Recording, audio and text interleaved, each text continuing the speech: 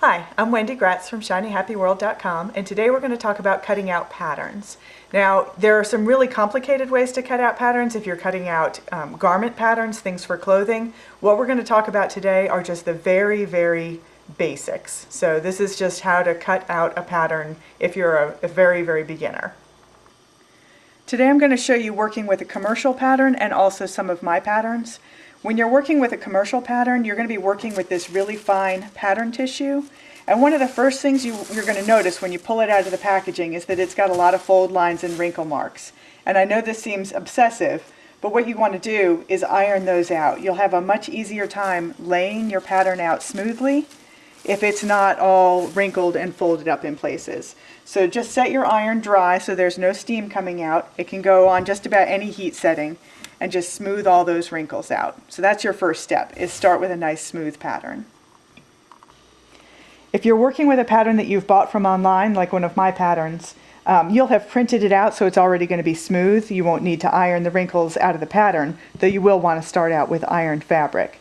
So you're going to have your pattern pieces. This is for a bunny that I'm working on the pattern for. So you'll print out your pattern and then you're going to cut the pieces out. And I have magically cut out pieces here.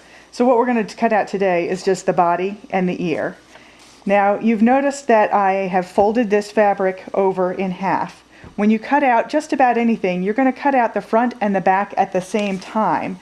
That way, if you go off the line just a tiny little bit, it's still going to line up perfectly. Your two pieces are going to be exactly the same. So you want to fold your fabric over so that it's either the right sides together or the wrong sides together. It doesn't matter as long as it's the same sides facing each other.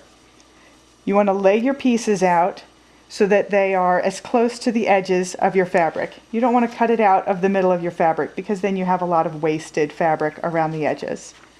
So cut it out as close to the edges as you can get. Lay it down there. I'll lay this other piece up here, and then I put some weights on it. A lot of people pin their patterns down, but I really like to use weights. So just hold it down in a couple of places. Get your fabric scissors, and you want to cut all the way around as close to the edge of the pattern as you can get. This isn't a race. Just go slowly and carefully all the way around. Make sure not to cut off your pattern weights. You can shift them if you need to. And you just work your way all the way around. Try not to set it up in a place where you're going to have to move it around partway through cutting. If you're going to use pattern weights, you don't want to shift it in between. So I'm not going to bother cutting the ear out. You guys can get the idea here. But you cut it out. Oops, I just cut a little my pattern there. But that's how close you want to get it. And it's cut now all the way around the edges. And when you pull off your weights and pull off your pattern, these now are ready to sew together. They are going to be perfectly lined up. One thing I forgot to mention, on any pattern, whether it's a commercial pattern or one of my patterns, it's always going to tell you how many to cut and of what fabric. So for example, this is the bunny body, and you're going to cut 2 out of the main fabric. That's so that you have a front of your bunny and a back of your bunny.